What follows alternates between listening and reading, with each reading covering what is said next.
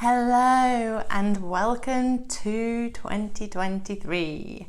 I hope that you are well and having a wonderful start to the new year. And if you're not, I want you to know that that's okay too. I think and this is the point of this week's podcast, I think we expect to step into a new year and everything be changed and everything be rosy and everything, yes, in some ways it's a clean slate, but in some ways it's just another way to put a load of pressure on ourselves. So welcome to the podcast. This is what we're going to be speaking about today. For those of you who are new to the podcast, hi, I'm Roseanna. I am your host of the Mandala Effect. And the Mandala Effect, the idea behind it is that as we work on ourselves, as we improve our own lives, as we work to make ourselves more free, we automatically help those people around us. We're all connected, we're all one, but we all live in our own little mandala. So as we improve our mandala, we affect those around us, and thus you have the Mandala Effect. So today I am recording this on, I think it's the 11th of January, and we're 11 days into the year, and I am feeling a bit raw, if I'm honest.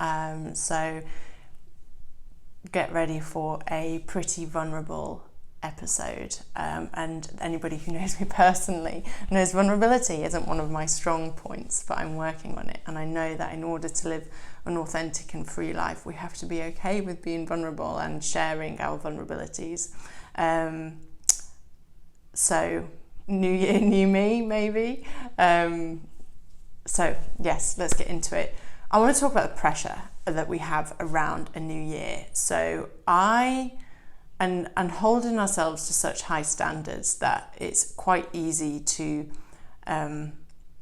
hit stress, hit anxiety, hit depression if you don't give yourself some slack, and if you don't have compassion for yourself and compassion for the fact that just because the clocks have ticked over to the 1st of January 2023, it doesn't mean that your life is going to change overnight. So take the pressure off the new year and just enjoy it for the moment that it is, and that moment is now. So yes, the pressure. I have always loved New Year. I have always put a lot of pressure on myself. I've always loved a new year because it's a time for reflection. It's a time for appreciating where we have been and becoming inspired and thinking about where we want to go, and what we would like to achieve in the next 12 months. And having started my business at quite a young age, I was very determined, I was very motivated, I was very into the hustle culture of, I'm going to work like 10, 12-hour days. I never pulled an all-nighter, that isn't my scene. I'm a bed by 9 p.m. girl, but up at 4 a.m. girl, or used to be, not so much anymore until the cat smacks me on the face. But I've always been in this kind of, I've got to work hard to make anything happen. I have to put all of this pressure on myself to make anything happen. And this is where I was before I was diagnosed with cancer, and then cancer came along, smacked me in the face like the cat does and woke me up. So I've very much changed the way I look at things, and maybe not willingly. The way I now look at things has been changed for me. So I used to love the new year, and I still do. I do love a new year because it can be really inspiring, can be really exciting. What I used to do, I used to take myself away, and I think I maybe spoke about this in a podcast a couple of weeks ago, I can't remember.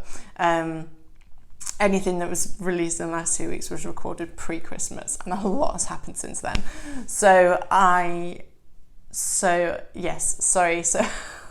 If you can, I have spent, here you go, here's vulnerability for you. I have spent the morning crying, and like really being in the feelings that we don't always like to feel, and observing them and seeing where what it's trying to tell me. So we're on a vulnerable day. I mean, I'm barely even dressed. I'm in my yoga gear.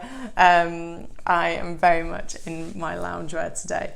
I did think to myself, I'm going to yoga later, so I can get away with just wearing my yoga clothes for a whole day. And yes, this is something I do regularly. So I used to take myself away at New Year, and I would spend at least 48 hours journaling, and I used to love it. I would spend one day like reflecting on what I had achieved in the last year, but it was never really a well done you, look what you did. It was more of a, oh, but you didn't do this and you could have done this, and look, you should have done this. So already that's not a great energy to end a year or start a year in. And then the new year comes, and I spend a day journaling about what I'd like to achieve in the next 12 months. And okay, so I want to hit this amount in my business. I want to work with these people. I want these type of opportunities. And again, it came from a place of putting such pressure on myself that I was never going to achieve it. And I did achieve some of the things. And now I'm really proud of the person that I became to do that. And so that is where you may have seen this floating around the internet if you're into self-development or follow certain people. It's not, achieving a goal is not about the goal itself, it's about the person that you have to become to achieve that goal. So I'm really proud of the person that I became to make some of this stuff happen. But the stuff happened, and I still was in anxiety, and I was still possibly in depression. Never, I wasn't happy, I was miserable, and I was having anxiety attacks, and I was in stress, and I was drinking a lot, and I was unhealthy, and I was not fulfilling myself. And so on reflection, hindsight is a wonderful thing, because I know that my attitude to setting goals, attitude to achieving, and attitude to this time over the New Year period was unhealthy. And this really was made very clear to me last year. So, and maybe more so this year actually, because I recognised the energy that I was in last year, and the energy that I was in last year is the energy I'm used to around New Year, but now I realised that that was not healthy. So last January the 1st, on the 31st of December, I was discharged from the hospital. The surgeons had said, yep, great, well done, you're 1 month out of surgery, congratulations. Your journey, that's it, your cancer journey sort of technically, as far as the hospital is concerned, has come to an end.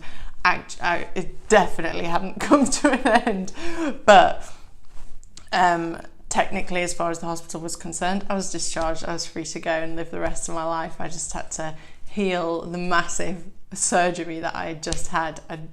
At the end of November 2021, I had a double mastectomy and reconstruction, not small surgery. 2 weeks before that, I'd had some more surgery where I'd apparently had a seizure throughout the surgery, and there was a lot. I then had to see neurology and go through all of this, but maybe one day I'll tell you the fun story behind that, because I don't believe it was a seizure. And then a month before that, I had my last chemo session. So I should have been spending January recovering, rest and recover. I didn't need to be thinking about goals that I wanted to set. I certainly did not need to be reflecting on a year that had just happened. And it was only through speaking to a coach of mine at the time, who's a wonderful man who helped me greatly. He said, hasten slowly, make haste slowly. Because if I go into this new year expecting to achieve all of these things that, I might want to achieve, or my ego thinks it wants to achieve, then I'm going to end up exactly where I was a year ago. And he saw me like week after week throughout the year before I was diagnosed with cancer. We were on calls, and I would have to log off because I was having an anxiety attack on a coaching call. It was a group coaching call. There's something not right there. He saw the unhappiness that I was in, and he knew some of these patterns. And so he said, if I don't want to rerun the same pattern, I have to do something differently. So instead of going into a new year, especially when I should have been resting and recovering, going into a new year expecting to achieve all of these goals and things like that, that I should do it differently and act with purpose and take my time and really think about what I want. And so last year I was actually pretty good at doing that, and instead I don't even think I set any goals last year, but what I did do was I started writing to heal.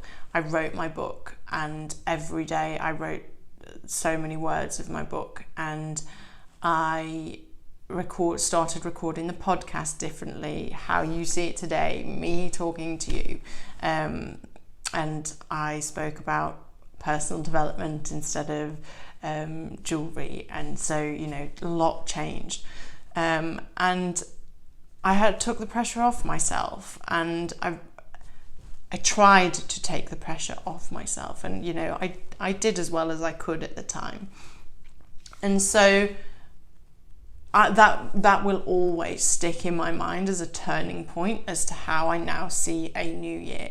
So I then come into the end of 2022 and the start of 2023. In the last year, I've completely pivoted my business.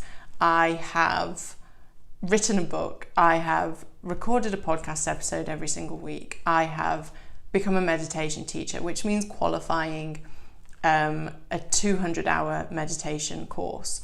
I have started training in Jungian psychology.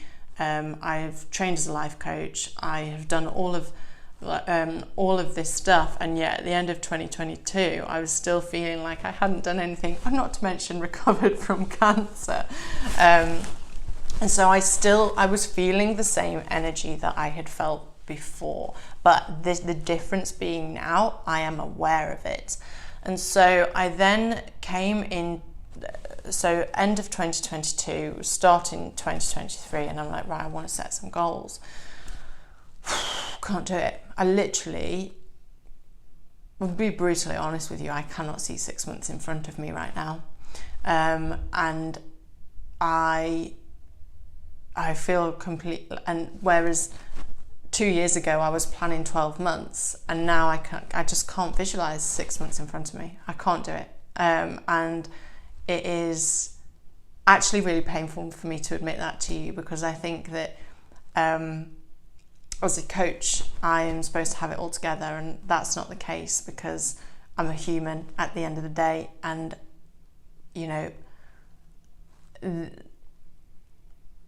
and I've been through some stuff, and it's important, and this is why my message to you today is to take the pressure off yourself, because you're human and you don't have to have your shit together just because it's January. You don't have to have your shit together at any point of the year, because wherever you are is exactly where you're supposed to be. And we spoke about this in the podcast last week with my friend Teresa, an excellent podcast. I highly recommend you go and listen to it, because we say a very, very similar thing. People expect that stepping into spirituality, learning about manifestation, learning about how you create your reality, learning about how all of this stuff, you then expect that your life to be a bed of roses, and it isn't. It is in some ways harder, because you're not blissfully ignorant anymore. You're aware, and you can see. Some ways there's a new pressure, because if you allow it, you'll let your ego put pressure on you to, oh, I should know better than this. No, you shouldn't, because you're still human at the end of the day. Just because now you're awake, just because you had an awakening, it does not mean that you are superhuman. You're still human, and that's okay. And wherever you are right now is exactly where you're supposed to be, and that's okay. So take the pressure off yourself for a new year. So I was then looking at, I've felt a bit lost at the beginning of this year. I felt a bit lost at the beginning of last year. And I'm just sort of allowing myself to feel lost, because it's okay. I'm spending more time in nature, because I know that nature's inspiring, and I'm trusting that whatever is supposed to be happening for me is happening. And actually, I don't need to go and write the goals down today. I don't need to go and reflect on 2022. I've just did it for you right now. There you go, off the bat, just did it. Oh, and I managed to do a headstand in yoga, which is like so cool.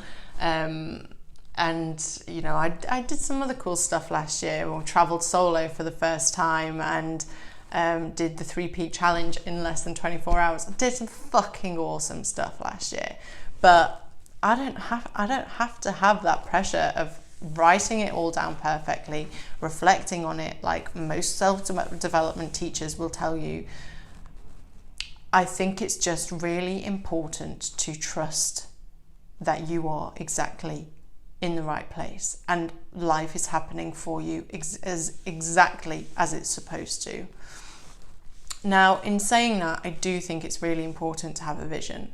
But what I'm telling you is that you don't have to have that vision today. You don't have to have it right this second. It may take some time to start to write it down. It may take some time to start to curate this vision. And it doesn't have to be a perfect document. It's a living document. It can change. You don't have to know where you want to be in 20 years today. But it's important to... I do think it's important in some way to think about where you might want to go so that you don't just wander around aimlessly. But at the same time, you're never wandering around aimlessly, because actually you're exactly where you're supposed to be on your journey. But you can make the decisions.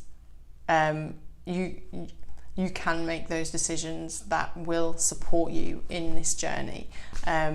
So if you feel like writing a vision at the beginning of the year is the right thing for you, then go and do it. If you feel like actually in January I just need to rest, I was told the best time to set goals and create a vision is actually March, April, spring, you know, new life. We're birthing new life. Nature is literally coming back alive again in spring. So it makes sense to be doing it then. But you know, I am going to write a vision in January. I am going to write my intentions and my goals. One of my intentions is to have more fun. I went to my first ever aerial silks class on Monday night and I had so much fun. I couldn't get the smile off my face for hours after. I'm having fun speaking to and meeting new people. I'm having fun. Tomorrow I'm taking myself into London for the afternoon just because I can, you know, relishing in the freedom that I have and creating a life that I love living. So I will set intentions and I will make a vision and I will set goals, but I'm just taking the pressure off doing it because it doesn't have to be done today. Because if I'm setting it from a place of pressure, then you're setting yourself up to fail. It's not done from that space of inspiration. This isn't one of the reasons I used to love taking myself off to nice places to do it, because you're in that space of inspiration, somewhere that inspires you.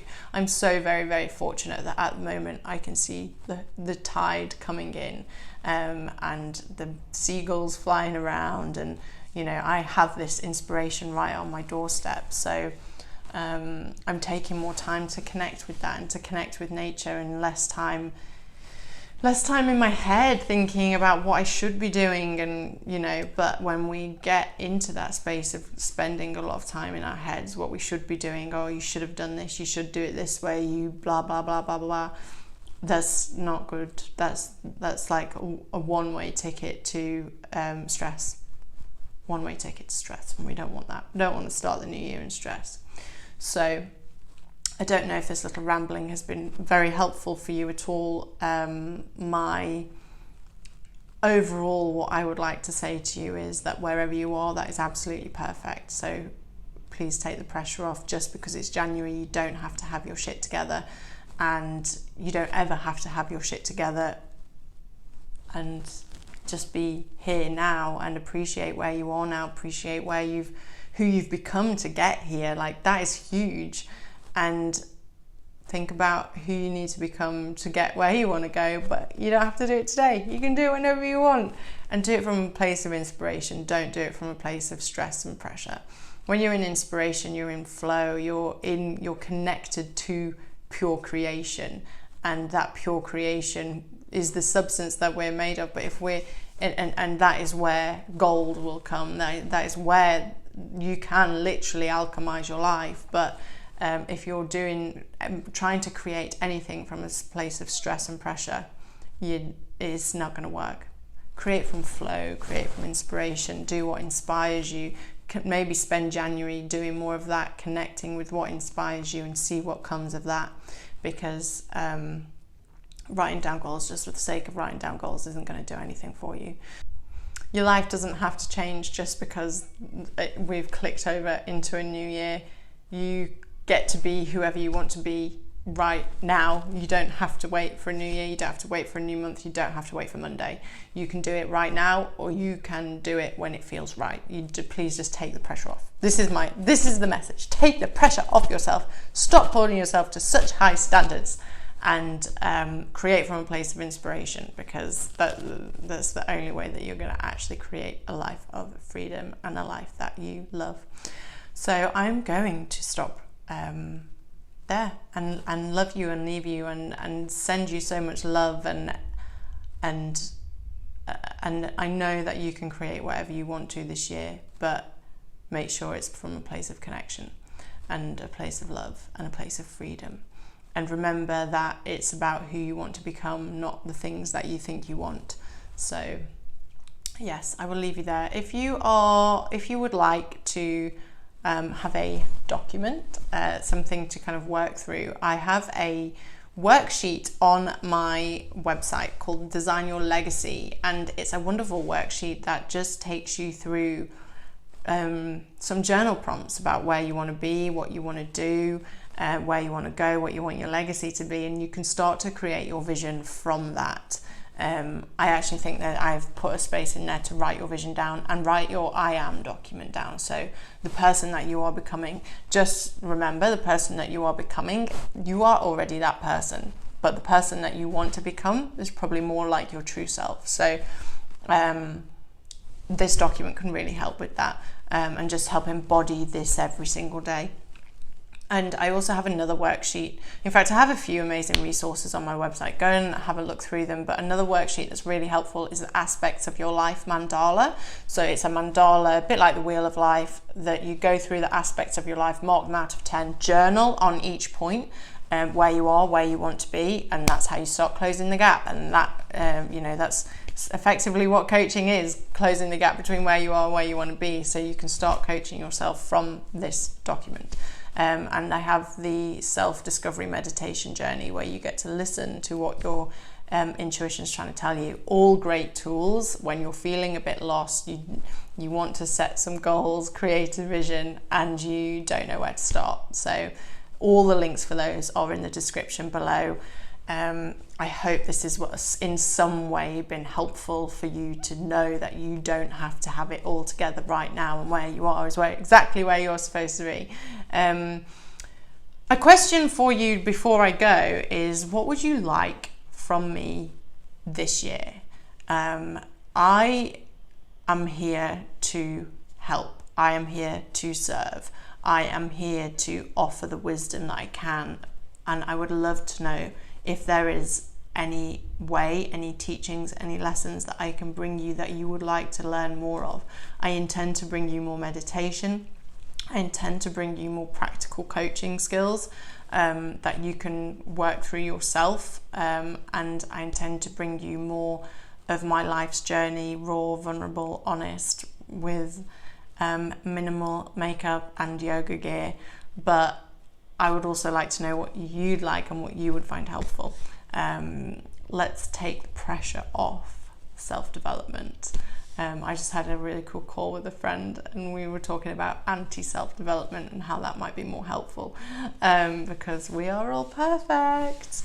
Anyway, I'm talking for the sake of talking now. I really didn't want to record this at the beginning, and now you can't shut me up. So thank you so much for listening. I send you all the love in the world, and I wish you a 2023 filled with love and prosperity.